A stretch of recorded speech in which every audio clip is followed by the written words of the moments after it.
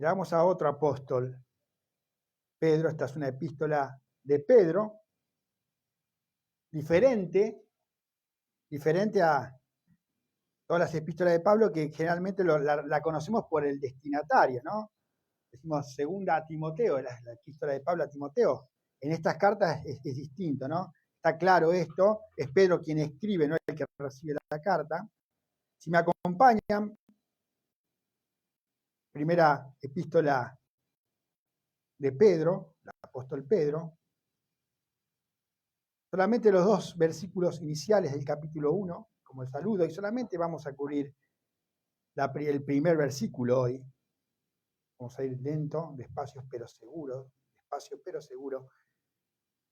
Pedro, apóstol de Jesucristo, a los expatriados de la dispersión en el Ponto, Galacia, Capadocia, Asia y Bitinia, elegidos según la presciencia de Dios Padre en santificación del Espíritu, para obedecer y ser rociados con la sangre de Jesucristo.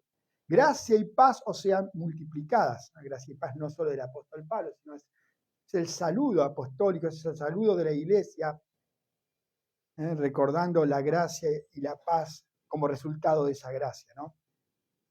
Antes de comenzar, de entrar en el texto, y todavía no vamos a ir a las aguas profundas, que ya Pedro nos invita en el versículo 2 a entrar en aguas muy profundas, ya desde el vamos, desde el comienzo. Esto vamos a dejar para la semana que viene. Me gustaría aclarar, siempre es un buen momento para aclarar por qué predicamos de esta manera, por qué predicamos de manera expositiva, porque ahora agarramos un libro y vamos texto por texto, ¿no? Porque creemos que la prédica expositiva es la predicación de la palabra. No hay otra forma de predicar la palabra. ¿Por qué razón? Porque tenemos que exponer la palabra del Señor. La palabra del Señor se tiene que exponer. En definitiva, si la tenemos que, a la prédica expositiva la tenemos que definir en una frase, justamente es exponer la palabra, pero me gusta decirlo de esta manera, es cuando el texto impone el tema. No es que yo elijo un tema, nosotros elegimos un tema y después vemos. Uno entra en el texto y el punto es, por la iluminación del Espíritu Santo, buscando, estudiando la palabra en oración, es descubrir, por así decirlo, lo que el texto está diciendo, lo que Dios dijo, lo que dice, lo que está diciéndonos.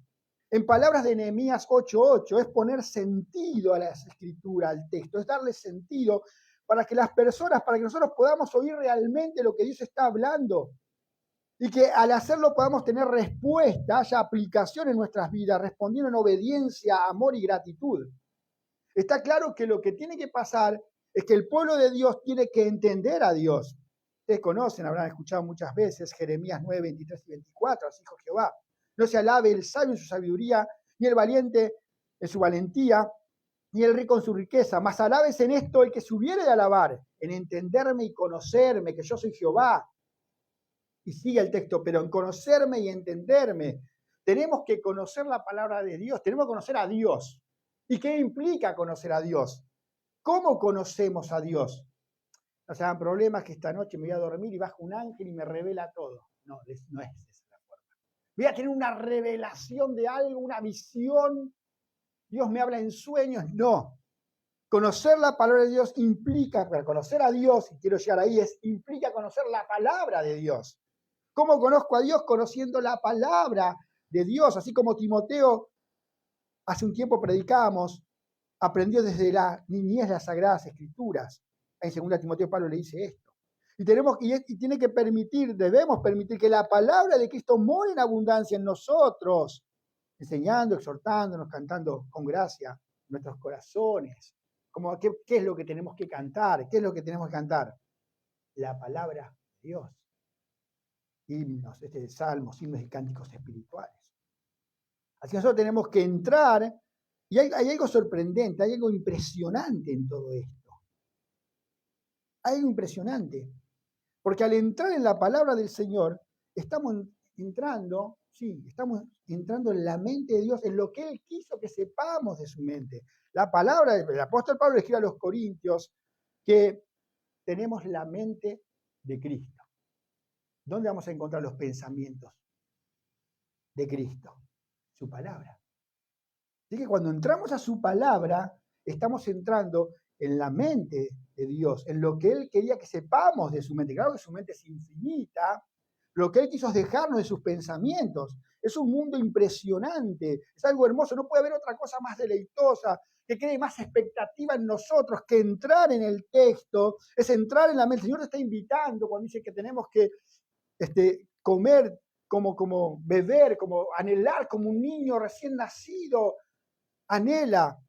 ¿Sí? El pecho de su madre, así debemos anhelar. Él nos está invitando, el Señor, a entrar en su mente.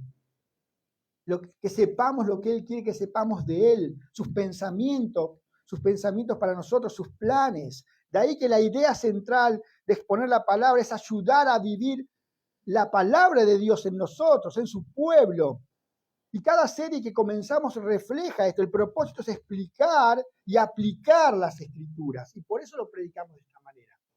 Estamos comenzando una nueva serie y es bueno siempre explicar esto. Alguien dijo, nos acusaba tal vez de que nosotros creemos, pero lo está diciendo muy bien, para él era una acusación. No, ustedes creen solamente que esta es la forma de predicar la palabra del Señor. Sí, eso creemos. El texto me impone el tema, es lo que el texto, lo que el Señor está diciendo, no hay otra, no entendemos otra forma de predicar la palabra. No es una idea que tengo yo y después la quiero respaldar con textos fuera de contextos. Textos fuera de contextos, ¿no? Serían muchos. No. Acá el punto es justamente que la palabra de Cristo mora en abundancia en nosotros, que sus pensamientos, que son más altos que nuestros pensamientos, empiezan a transformar nuestras vidas. No se trata de algo que yo quiero decir, no se trata de algo que una persona, un predicador quiere imponer, se trata de lo que Dios dijo, dice, está diciendo y nos quiere decir.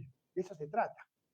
Así que dicho esto, ahora sí, aclaramos por qué predicamos de esta forma. ¿Por qué lo hacemos? Porque es la forma de justamente de predicar, no encontramos otra. ¿Qué es lo que el Señor está diciendo? ¿Qué es lo que nos quiere decir? ¿Qué es lo que dijo? Y para eso implica que entremos a lo que el autor le está diciendo, inspiradas las palabras, cada una de ellas por el Espíritu Santo, a los lectores primarios, y ahora por extensión Dios quiso, Dios permitió que esta palabra llegue a nosotros, y es para nosotros, para nuestro bien, para la gloria de Dios y para nuestro bien. ¿Cómo arranca? Pedro, apóstol de Jesucristo. Simplemente decir que hubo un tiempo, una época, hace unos siglos, donde muchas personas, lógicamente una idea que viene del infierno, empezaron a cuestionar todos los libros de la Biblia.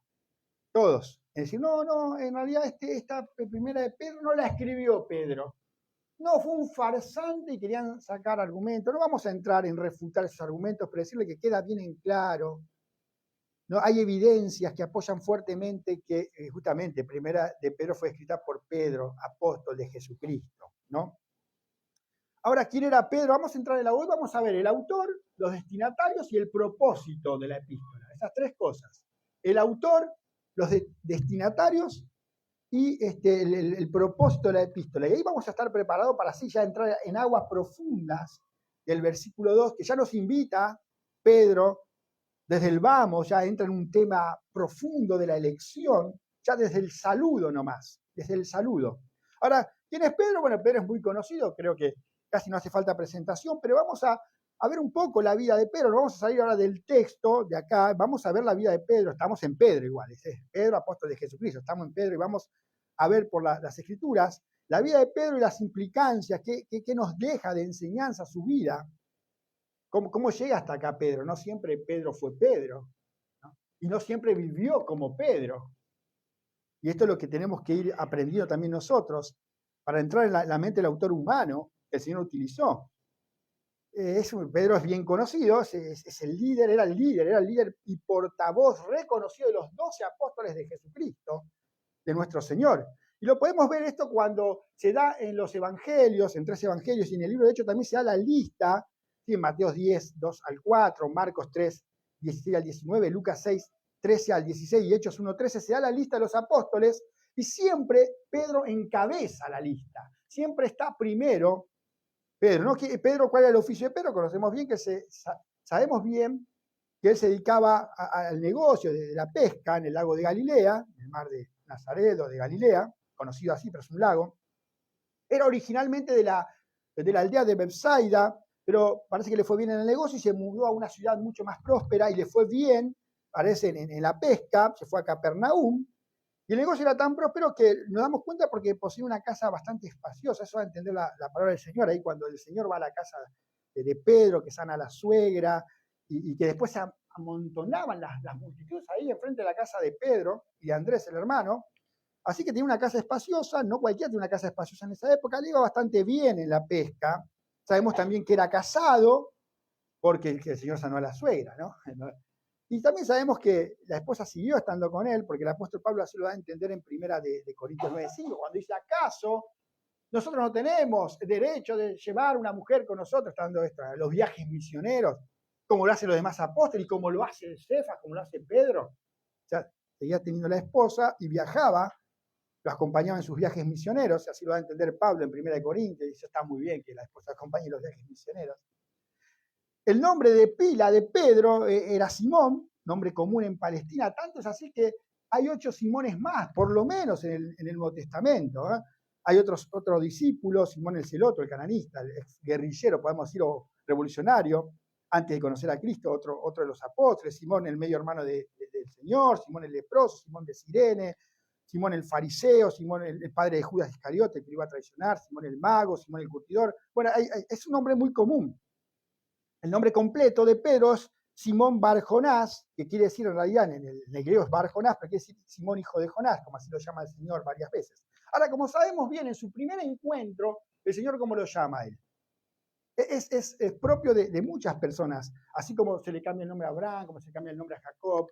No, el Señor está redefiniendo a la persona, está redefiniendo su destino, y después su primer encuentro, como nos relata ahí en Juan 1:42, el Señor lo llama Kefas o Cefas, en realidad el original es Kefas, pero ¿qué quiere decir roca?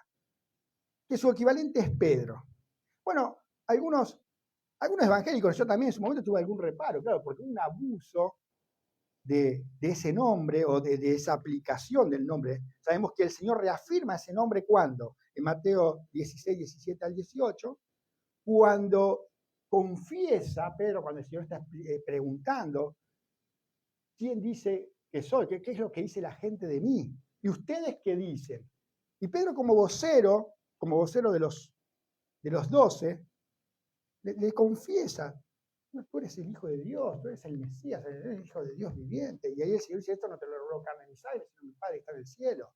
Y yo te digo, vos sos Pedro, y sobre esta roca edificaré la iglesia. Claro que la iglesia católica abusó de ese pasaje, esa interpretación, y muchas veces quisimos como cambiar el texto y decir, no, está hablando de una piedra chiquitita, porque la roca es Cristo, es verdad, la roca es Cristo.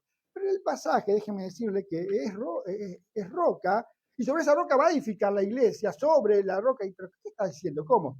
Acá el Señor en ese pasaje es el constructor de la iglesia. Yo voy a edificar y voy a usar esto como fundamento. En Efesios 2:20 se dice que nosotros somos edificados sobre el fundamento que son los apóstoles. El Señor está usando a los apóstoles como fundamento. Acá el Señor como constructor dice, sí, sobre vos, Pedro, sobre los apóstoles, yo voy a edificar la iglesia. Voy a usar esta roca. O sea, si no sería por el abuso de la interpretación de la Iglesia Católica, y todos los papas son todos seguidores de Pedro, y que se va a edificar ahí, le tratamos de buscar la vuelta para que no sea tan así, ¿no? Pero es la roca y es el fundamento, son los fundamentos que el Señor está utilizando, los apóstoles son el fundamento que el Señor utilizó ya. Ya no están, ya está fundamental, ya tenemos la palabra del Señor escrita por ellos humanamente hablando. Así que no hay ningún problema de poder interpretarlo tal cual el texto en su ambiente natural lo está expresando. Sí, Pedro, sobre esta roca, sobre vos voy a yo, el constructor de la iglesia, voy a edificar la iglesia. Sobre los discípulos, sobre esta declaración que estás haciendo. Le está preguntando a los discípulos, ¿qué dice que son? ¿Qué dice la gente que soy yo? ¿Y qué dicen ustedes? Y Pedro le dice, digamos, como vocero de todos los discípulos, los apóstoles, que son justamente el fundamento que el Señor utilizó para construir a él como constructor. Ahora, acá lo interesante que me gustaría destacar y que nos quede como enseñanza, es que aunque el Señor, mirando ya el futuro en su omnisciencia, mirando a la persona pulida, madura, completa, Él le llama piedra o roca. Así que el Señor lo llamó de esa manera para redefinirlo a Él. pero el mismo Señor en varias ocasiones volvió a utilizar el antiguo nombre de Pedro, Simón, varias veces. A veces porque simplemente no era una implicación espiritual y cuando se estaba en un ambiente secular o neutral, por ejemplo, en referencia a su casa, a su suegra o a sus negocios, él le decía Simón. No tenía implicaciones espirituales, pero muchas otras veces, alguien diría vulgarmente, cuando Pedro se las mandaba, tal vez no sé, cuando Pedro ahí tambaleaba, el Señor le volvía a llamar Simón, sutilmente como recordándole, no estás viviendo de acuerdo al nombre que te asigné. No estás viviendo de acuerdo a ese nombre que te di, no estás haciendo honor a ese nombre. Cuando él actuaba según sus impulsos de su ego no regenerado, el Señor le volvía a recordar, Simón. Por ejemplo, cuando el Señor estaba orando y clamando en Getsemaní horas antes de la crucifixión y en su aflicción por la incapacidad de Pedro de mantenerse despierto y clamar con el Señor, junto con el Señor, le dice Simón, no le dice Pedro, Simón, no te estás comportando como Pedro, estás siendo como Simón. ¿Duermes? ¿No has podido velar una hora? Ahí Marcos 14:37. Ahí no le dice Pedro. Bueno, en otra ocasión sí, Lucas, inspirado, lo llama Simón Pedro. Ahí como una mezcla. Primero, en esa situación, cuando Pedro le presta la barca al Señor, que sea como una plataforma para que Él predique a las multitudes, para que el Señor predique. Sabemos que cuando termina de predicar le dice a Pedro, boga mar adentro y echad vuestras redes para pescar, ahí en Lucas 5:4. La mayoría conocemos cómo sigue la historia. Pedro estaba un poco escéptico, reacio, claro, era un pescador ya de profesión, el Señor un rabino. Bueno, un poco irritado le responde Pedro, maestro, toda la noche hemos pescado, trabajamos, digamos, y no hemos pescado nada, más en tu palabra echaré la red, bueno, vamos a probar. Y la asombrosa pesca abrió los ojos de Pedro a la realidad que estaba enfrente de Dios encarnado, de la deidad de Jesús. Y ahí Lucas lo llama Simón Pedro.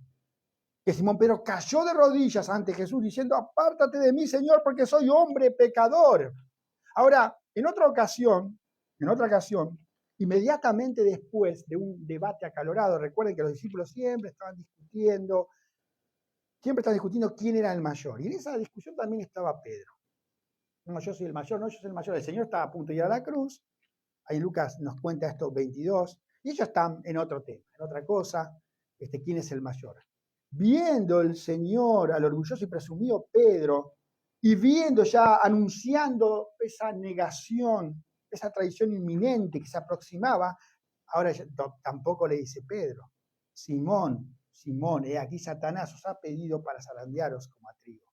De nuevo, no se está comportando de acuerdo a su nombre, sutilmente el Señor, al decirle Simón, Simón, está recordando, no le está llamando como el nombre que él le asignó, sino como Simón, y no como Pedro, no como roca, no como piedra.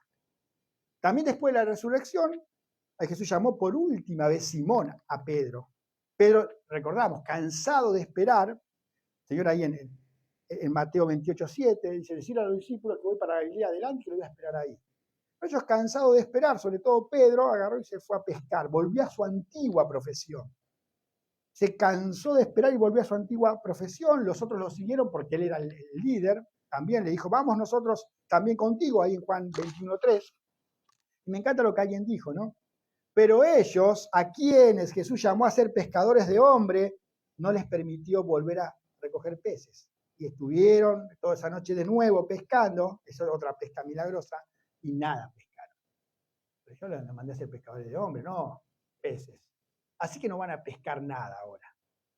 Pero a la mañana siguiente el Señor estaba ahí, en la playa, preparándole el desayuno. Enfrente estaban ellos frustrados, ese equipo frustrado de pecadores. Y ahí, bueno, viene la pesca milagrosa, otra pesca milagrosa, 153 peces, y otro milagro que las redes no se rompían, en este caso. Y ahí el Señor llama a Pedro aparte, y de nuevo, Simón, la última vez que le dice Simón, hijo de Jonás, ¿me amas? Esa es la respuesta de Pedro, sí te quiero, en el original sí te quiero, un poco más bajo, ya fracasé, no quiero de nuevo fracasar, tengo miedo, Señor, pero sí te quiero. Simón, ¿me amas?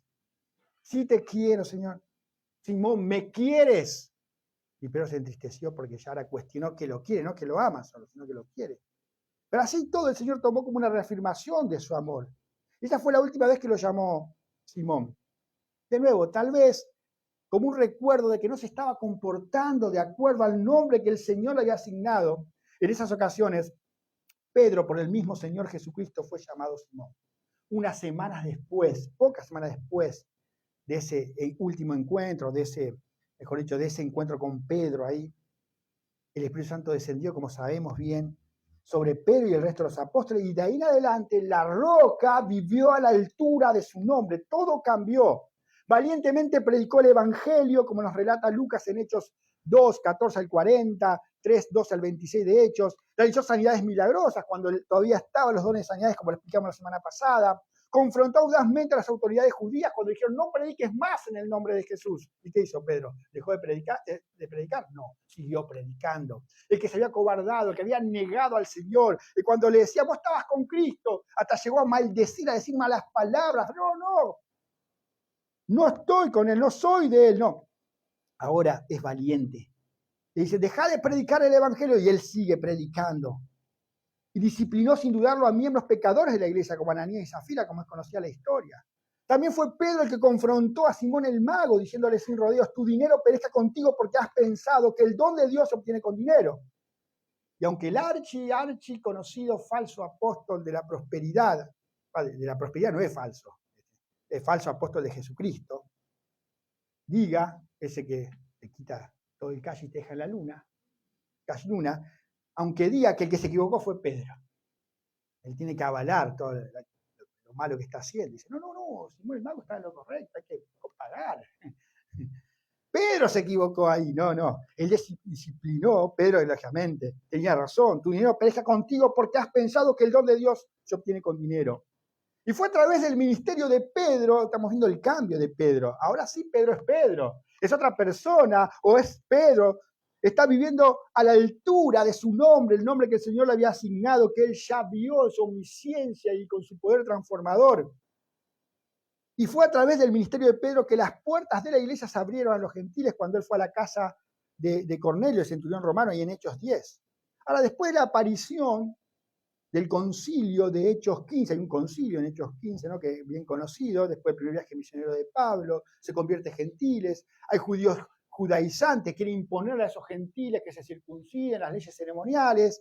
¿Qué vamos a hacer con ellos? Bueno, hay un concilio. Bueno, después de ese concilio, Pedro casi desaparece el registro, ya no sabemos más nada, hasta estas epístolas. En realidad, sabemos que hizo algunos viajes misioneros, suponemos que hizo algunos viajes misioneros, por Pablo, que lo menciona en Gálatas, que lo visitó ahí en Antioquía. Pedro visitó en Antioquía a Pablo y ahí tuvieron esa confrontación bien conocida. Así que por Pablo sabemos que Pedro estuvo en Antioquía.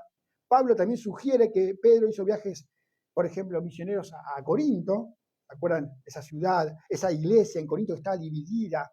El problema, dice Pablo, que algunos dicen, soy de Apolo, soy de Pablo, soy de Apolo, soy de Cefas, soy de Pedro. Quiere decir que parece ser que Pedro también estuvo ahí. Ya dijimos también que Pablo sugiere en 1 Corintios 1:5 que Pedro hacía viaje misionero y llevaba a su esposa con él.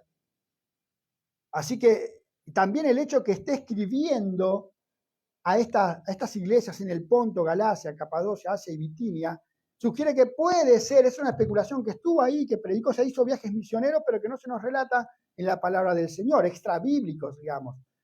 No están registrados en la palabra, ¿no? También la fuerte tradición de la iglesia temprana dice que Pedro estuvo en Roma, que terminó su vida en Roma, así que por ende también fue a Roma. Tal vez cuando el apóstol Pablo escribió, seguramente cuando el apóstol Pablo escribió su epístola a los romanos desde Corinto, no estaba todavía ahí porque hubiera saludado seguro a Pedro. Era imposible que no lo salude. Manden el saludo a Pedro si sabía que Pedro estaba en Roma. Después, cuando Pablo estuvo en su primer encarcelamiento, seguramente tampoco Pedro estuvo allí, porque si no hubiera mandado saludos de Pedro a los Efesios, a los Filipenses, a Colosenses, a Filemón, que son las cartas que se escriben de ahí.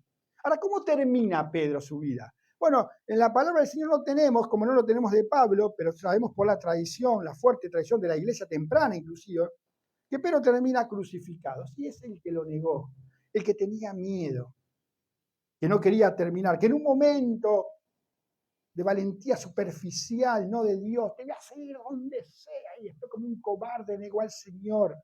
Algunos dicen que hay elementos en la traición de Pedro, en la negación de Pedro, más terribles que los de Judas todavía.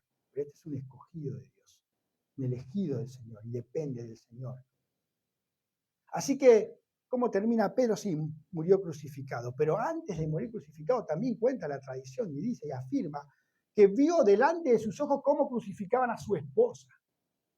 Su esposa murió crucificada delante de sus ojos y lejos de decir, no la crucifiquen, por favor, habló con la esposa y dijo, acordate del Señor, te animo, anda a la cruz sin miedo, fíjate lo que hizo el Señor. Y murió delante de sus ojos. Pero, cuando le tocó a Pedro, tampoco suplicó que no lo crucifiquen. No, sí suplicó algo. No quiero, por favor, que me crucifiquen igual que al Señor. No soy digno de morir como el Señor, no soy digno. Así que les pido que me crucifiquen de otra manera y lo terminaron crucificando boca abajo. ¿Sí? Pedro fue también una víctima de Nerón, así como Pablo. Y como Nerón murió por el año 67, 68, por ahí después de Cristo, entonces Pedro seguramente fue crucificado ahí nomás por ese tiempo. En el 68 murió Nerón, así que ahí 67 o 68 murió también Pedro. Hay una historia que es bastante simpática, es una historia ficticia, pero que refleja una enseñanza. Me gustaría contárselas. De nuevo, no es que pasó de verdad, pero refleja que hay ángeles hablando con Cristo, estos ángeles nunca hablarían así con el Señor, pero refleja un poco lo que piensa el ser humano, ¿no? ¿De qué se trata esta historia? La historia es que Jesús llega al cielo después de que terminó su obra, esto es real, lógicamente, después de resucitar, después de ascender y sentarse a la diestra del Padre. Y esto es la parte ficticia, digamos, que vienen los ángeles y le preguntan y le dicen, Señor, ¿y ahora qué? ¿Viviste la vida perfecta? ¿No? Moriste en la cruz, fuiste sepultado, te ascendí, resucitaste con poder, ascendiste, estás acá sentado a la diestra, te adoramos todos los ángeles, pero ¿y ahora cómo sigue tu obra allá abajo? El Señor dice, bueno, yo ahora voy a transformar el mundo. Voy a llenar el Evangelio, voy a empapar el Evangelio por todos lados, llenar el Evangelio hasta lo último de la tierra. Y los ángeles preguntan, ¿cómo? ¿Cuál es el plan? El Señor responde, miren esos 12 hombres. Los ángeles se agarran la cabeza. Señor, le hacen otra pregunta. ¿No hay plan B? No. Señor, a ver si entendemos. Con Pedro, el que te negó. Con los otros que también antes de tu crucifixión estaban con Pedro mismo discutiendo. ¿Quién era el mayor? No le importaba nada. Con aquellos que también salieron corriendo después de tu arresto. En serio, Señor, no hay plan B. ¿Con esos hombres querés cambiar el mundo? Realmente no es un Dream Team, no. Eso es un equipo bastante defectuoso. ¿No tienes plan B? No hay plan B. Y el Señor nunca tiene plan B. Él siempre tiene plan A. El Señor siempre lleva a cabo sus planes. Y el punto es que no hay grandes hombres de Dios, sino que hay pequeños hombres con un Dios grande. El punto es que no hay perfectos hombres de Dios de este lado de la gloria, sino que hay hombres imperfectos con un Dios perfecto. El que lleva a cabo la obra es el Señor. Él nunca pierde, nunca se pone nervioso, Él no es sorprendido por nada. No se trata de la perfección de la persona, sino del Señor. Y ver la vida de Pedro y ver el después de Pedro cuando es capacitado por el Espíritu Santo, y aún siguió teniendo imperfecciones, Pablo lo corrige en un momento, pero ya era otra persona, ya no iba a negar al Señor, no se iba a avergonzar, no iba a temer. Ese que lo había negado 3 veces, que no se había comportado a la altura de su nombre asignado por Cristo, ahora se convierte en un hombre valiente, atrevido, audaz para predicar el Evangelio, para vivir el Evangelio, para morir por su amo, para morir por su dueño, para morir por su amado.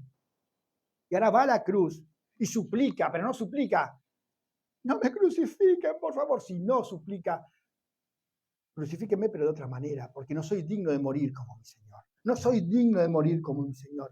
¿Cómo cambia todo? cómo cambia todo. Así que vemos este cambio y deja implicaciones también para nuestras vidas.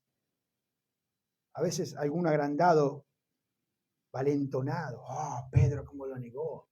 Si yo estaría ahí, tampoco, yo no lo negaría al Señor. Oh, sí, el Señor te suelta, no es que le soltó del todo la mano en ese momento, en realidad todo está bajo la soberanía, supervisión del Señor, pero dejó que pase eso, ¿no?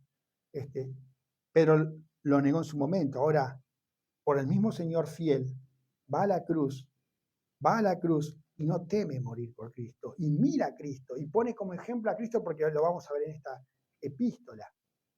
Y ahora sí vive de acuerdo al nombre asignado. Nosotros podemos ver esto y también tomar ejemplo de esto. Recordamos que hace un tiempo, hace unos domingos atrás, estuvimos hablando de Juan Marcos, el que había empezado mal pero terminó bien, que había desertado de los viajes misioneros. Ahora, cuando Pedro escribe esta epístola, ¿dónde está Juan Marcos? Está con él. Ahí al final él saluda. La iglesia de Babilonia os saluda, y mi hijo Marcos lo había adoptado como un hijo. Seguramente Pedro vio la vida de Marcos y también se sintió identificado. A mí me pasó lo mismo. En un momento tuve mis tropiezos al principio. Empecé mal, pero terminé bien. Y se identificó y lo adopta como un hijo también a Juan Marcos. Así que ver la vida de Pedro, entrar en el mundo de Pedro, también nos deja mejor preparados para entender la epístola. Los destinatarios, ¿quiénes son? Está bien claro acá, a los expatriados de la dispersión en el Ponto, en Galacia, Capadocia, Asia y Bitinia. Así que Pedro dirige, esos son los receptores primarios decimos siempre porque nosotros también somos receptores. De nuevo, el Espíritu Santo permitió que esta palabra esté acá y es para nosotros ahora, pero los receptores primarios fueron cristianos residentes en el Ponto, Galacia, Capadocia, Asia y Bitinia.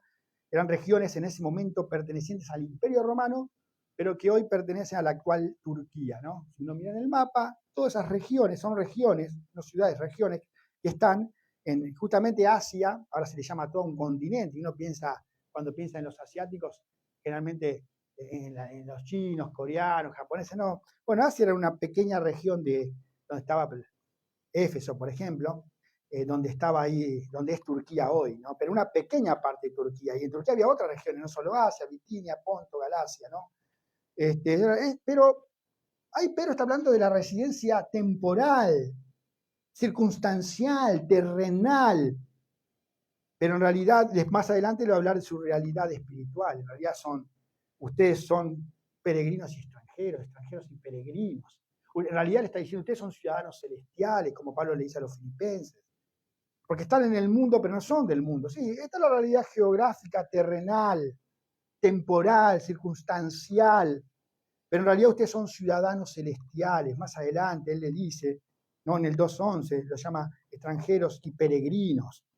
El orden tal vez sea el orden de que el que iba a llevar la carta, posiblemente Silvano, Silas, iba a llevar en ese orden. Ponto, Galacia, Capadocia, Asia y Bitinia. No sabemos quién fundó estas iglesias, porque lo que sí sabemos es que el apóstol Pablo en alguna parte de Galacia sí predicó, pero no en las demás regiones. De hecho, el Espíritu Santo le prohibió entrar en Bitinia, ¿sí? al apóstol Pablo para predicar. Así que es probable que estas iglesias se fundaron con miembros de otras iglesias que fundó el apóstol Pablo, que fueron a predicar ahí. También pensamos que Pedro estuvo allí también predicando la palabra, ¿no? Porque le está escribiendo estas epístolas, no lo sabemos tampoco a estas regiones, ¿no? Ahora, el tema y el propósito, esto es importantísimo, hermanos, porque tenemos que verlo a la luz del propósito. Siempre cuando leemos algo tenemos que buscar la cita de propósito, el para qué, el por qué. ¿Por qué Pedro estás escribiendo esta carta? Y tenemos una cita expresa, implícita, explícita, o sea que está bien claro en la superficie. Si me acompañan al 5:12,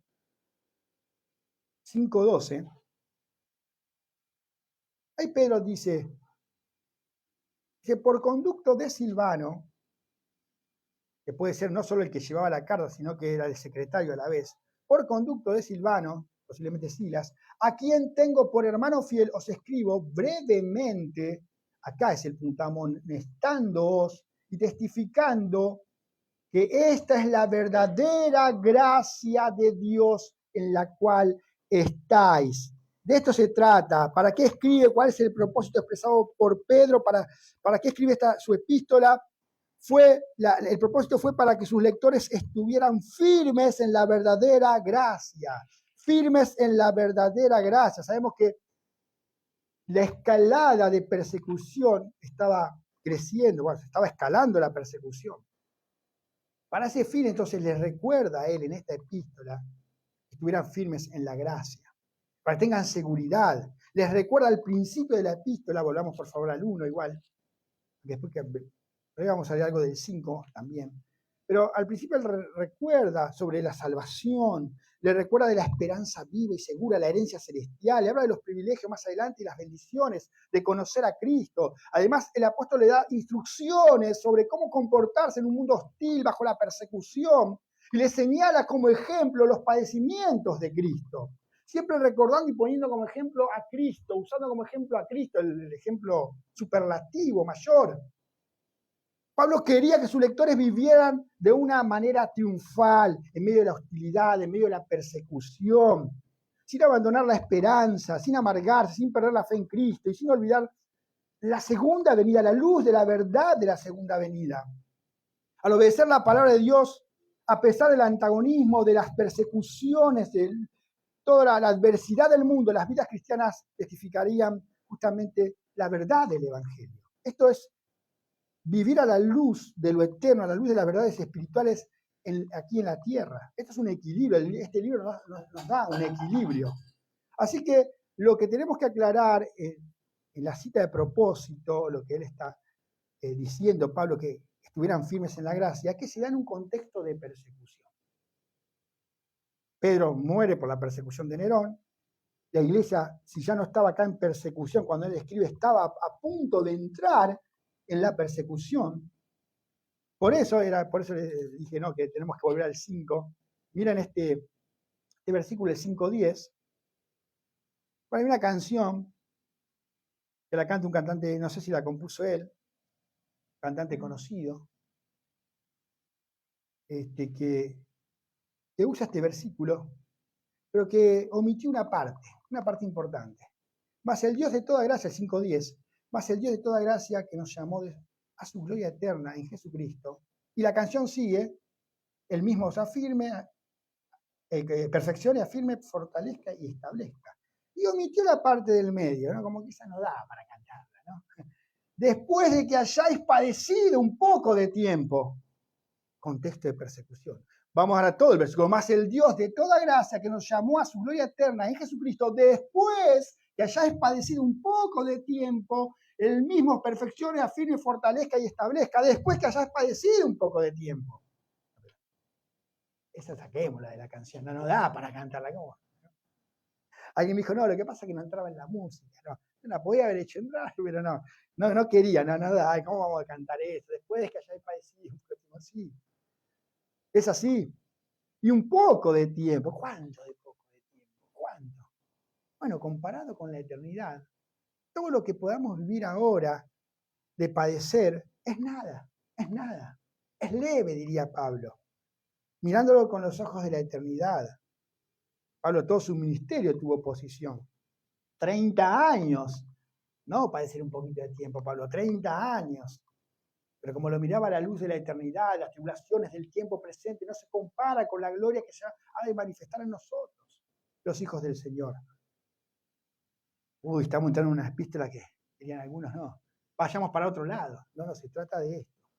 Ahora, lo que tenemos que tener presente nosotros, estamos hablando del contexto en que se escribe la epístola, que a lo largo de los 2 milenios de existencia de la Iglesia de Jesucristo, ha estado habituada la iglesia al sufrimiento. La iglesia nace en persecución, crece en persecución, sigue en persecución. Y es lo lógico, si nos ponemos a pensar, el choque de la verdad con el error es inevitable. El choque del reino de la luz con el reino de las tinieblas es inevitable. El choque de los hijos de Dios con los hijos del diablo es inevitable, es un grave conflicto. Claro que mientras que depende de nosotros estamos en paz con todos, pero al predicar el evangelio, ¿cómo cree que van a reaccionar? ¿Cómo cree? A través de los siglos la realidad frecuente de los creyentes ha sido de oposición, rechazo, ostracismo, o sea, el destierro, desprecio, maltrato, hasta el martirio. Esta fue la realidad.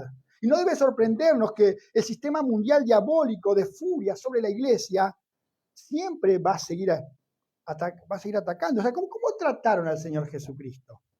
Pensemos. El Señor eliminó básicamente la enfermedad de Palestina, donde iba sanaba. Como cantamos en esa canción navideña, que con desprecio lo trataron, aunque vieron su amor y virtud. Vieron su amor y virtud, claro, pero al ver la virtud y al ver el amor, las tinieblas ven la luz. ¿Y qué pasa? Jesús señaló esta verdad de manera indiscutible diciendo, el discípulo no es más que su maestro, ni el siervo más que su señor. Bástale al discípulo ser como su maestro y al siervo como su señor. Si al padre de familia llamaron Belcebú, ¿cuánto más a los de su casa? Ahí Mateo 10, 24 y 25. Siglos antes de su nacimiento, Isaías predijo que Cristo sería despreciado y desechado entre los hombres, varón de dolores, experimentado en quebranto. Pensemos, ¿por qué sería distinto en sus seguidores? ¿Por qué lo sería? No, pero yo quiero que me predique que todo va bien, la prosperidad y que no, vamos a llegar a altas esferas de gobierno y vamos a gobernar. No, eso quiero. No, pero ¿por qué va a ser distinto? El apóstol Juan indicó el rechazo hacia el Señor por parte del mundo pecador. Ahí en Juan 1, 10 y 11 en el Evangelio. En el mundo estaba y el mundo por él fue hecho, pero el mundo no le conoció, a los suyos vino y los suyos no le recibieron. Entonces sabemos de qué se trata. La luz vino al mundo. Decimos, yo entiendo el sentido, porque decimos, si el mundo conociera al Señor, sí conociera como Señor y Salvador, no conociera en un sentido de saber externamente, sin regeneración. Pero de nuevo, ¿qué va a pasar si el mundo conoce al Señor sin regeneración, sin que cambie, siendo malos? ¿Lo bueno va a amar, lo malo va a amar lo bueno? Lo vemos en Cristo, lo crucificaron. Él sanaba, él resucita a Lázaro, y en ese mismo pasaje, en Juan, ya están ideando destruirlo, porque resucitó a Lázaro. Y no, bueno, van a ver los milagros y van a ir a correr a Cristo. No. Resucitó a Lázaro y dice, no, tenemos que matarlo, tenemos que destruirlo. Jesús claramente a sus discípulos le dijo que iba a padecer y a morir. Mateo 16, 21, y expresa, desde entonces comenzó Jesús a declarar a sus discípulos que le era necesario ir a Jerusalén y padecer mucho de los ancianos, de los principales sacerdotes y los escribas, y ser muerto y resucitar al tercer día. Así que la luz vino al mundo, pero los hombres amaron más las tinieblas que la luz, porque sus obras eran malas. Y lo lógico es esto, aunque no nos guste, por supuesto, no somos masoquistas, pero es así. Y después de la resurrección de Cristo, después de su ascensión, como el Señor ya no estaba, se fueron contra los seguidores, contra los hijos de Dios, ya desde el comienzo. Incómodos los líderes judíos, autoridades judías, incómodos por el fenomenal crecimiento de la palabra del Señor, cuando ahí predicó Pedro el primer discurso que hablamos hoy, que mencioné, en el segundo discurso también. Entonces, ¿qué hicieron? Llamaron a los discípulos, él lo registra en Hechos 4, 1 al 3, registra que hablando Pedro y Juan al pueblo, cuando estaban predicando, vinieron sobre ellos, ¿quiénes? Los sacerdotes, con el jefe de la guardia del templo, los saduceos, resentidos de la enseñanza que se daba sobre Cristo y de la resurrección entre los muertos, y le echaron mano. ¿Y qué le dijeron? Lo pusieron en la cárcel, y le dijeron, ante el concilio, le prohibieron predicar en el nombre de Cristo, ¿no? ¿Qué hicieron los apóstoles? Se amedrentaron, tuvieron miedo y volvieron a negar. No. Más vale obedecer al Señor que a los hombres. Y siguieron predicando. Los apóstoles, sin desanimarse, siguieron predicando el Evangelio. Y como resultado, dice que levantándose el sumo sacerdote y todos los que estaban con él, la secta de los saduceos también se llenaron de celos y echaron manos a los apóstoles y lo pusieron en la cárcel, ahora por segunda vez. 5:17 al 18 de Hechos. Ellos fueron salvados milagrosamente de la cárcel y siguieron predicando y fueron al templo y reanudaron la predicación del Evangelio, como dice en Hechos 5:19 al 25. Los arrastraron de nuevo al concilio, a los apóstoles, le ordenaron de nuevo que dejen de predicar, pero esta vez le hicieron algo extra, digamos, ¿no? reforzaron esa amenaza con latigazos. ¿Y qué pasó? Y ellos se amedrentaron y tuvieron miedo, no se miraban. Decía, si vamos a sufrir por el Señor, gloria, que así sea. Si voy a sufrir por Cristo, si los latigazos son por Cristo, bien dados, bien merecidos, porque son por Cristo. Vale que sea por Cristo. No se amedrentaron, siguieron predicando. Pero el mundo, ¿qué hacía? De nuevo, ya desde el Señor ascendió, empezaron a predicar la palabra y ya tenían oposición. Por eso decimos que la iglesia nació en oposición, en persecución. Después aparece Esteban, un predicador elocuente, audaz, que enfrentó también la oposición ahí en Hechos 6:9 al 11 y fue arrestado ante el concilio, que nos cuentan en Hechos 6:12 al 7:56, y enfrentó al concilio hasta el martirio. Esa fue la primera persecución dirigida a la iglesia, que estalló ahí con el martirio de Esteban. ¿Y quién encabezaba? ¿Quién encabezaba esa embestida, esa persecución? Un joven llamado Saulo. Era el más acérrimo perseguidor de la iglesia, celoso por las tradiciones judías, ¿sí? Ahora, y sigue la persecución igual, ¿no? Sigue, ¿no? Después Pablo se convierte en el más defensor de la palabra, el más celoso por la palabra, por llevar el evangelio del Señor, ¿no? Más tarde el rey Herodes mandó a matar a Santiago, el hermano de Juan, y arrestó a Pedro, solo para ver cómo fue liberado milagrosamente, ¿no? Pedro fue liberado milagrosamente. Ahora, después de la dramática conversión de Pablo, camino a Damasco, ya ahí nomás en Damasco, lo tienen que bajar a Pablo por una canasta. Tiene que huir la ciudad en una canasta. Ya comenzó Pablo con una persecución, feroz persecución a la iglesia. Que se convierte en el más celoso misionero del Señor. Y ahora el Señor estableció el curso de la vida del ministerio de Pablo, cuando le manifiesta a Ananías, le dice, yo le mostraré cuánto le es necesario padecer por mi nombre, lo llamo para esto, va a padecer por mi nombre. Y que perseguía ahora es perseguido, y padeció casi todo su ministerio, por eso es muy constantemente Pablo está hablando de este tema, de las persecuciones, de las tribulaciones. Enfrentó continua aflicción, implacable oposición. No sorprende que el sufrimiento sea un tema constante en Pablo. Las tribulaciones del tiempo presente no se comparan con la gloria que se va a manifestar en nosotros, porque esta leve tribulación pasajera, momentánea, produce en nosotros un cada vez más y excelente peso de gloria, eterno peso de gloria. Constantemente le está hablando de la eternidad y que todas las tribulaciones son acá pasajeras, temporales. Es un soldado de Jesucristo que sufre por el Señor, pero no tiene problema de hacerlo, no tiene problemas para hacerlo. Con el paso del tiempo, la persecución se volvió cada vez más y más organizada, generalizada, como ya hablamos de Nerón, como él incendió la ciudad de Roma y para alejar las sospechas de que fue él, le echó la culpa, buscó un chivo expiatorio y le echó la culpa a los creyentes. Él se desató ya no algo focalizado de una ciudad de los judíos de persecución, sino de todo el imperio romano. Y la última gran persecución fue en el siglo IV, con el intento sin cuartel del emperador Diocleciano de acabar con la iglesia, pero después hay un cambio sorprendente. Y uno dirá, bueno, acá ya está, gloria al Señor, falta que nos venga a buscar. En el año 303 después de Cristo, el emperador Constantino, junto a Licinio, que era el gobernador de la parte oriental del imperio, publicó el edicto de Milán, donde ahora sí se le daba tolerancia, ahora pueden predicar libremente cristianos, ya no nos vamos a perseguir. Gloria a Dios, vamos todavía.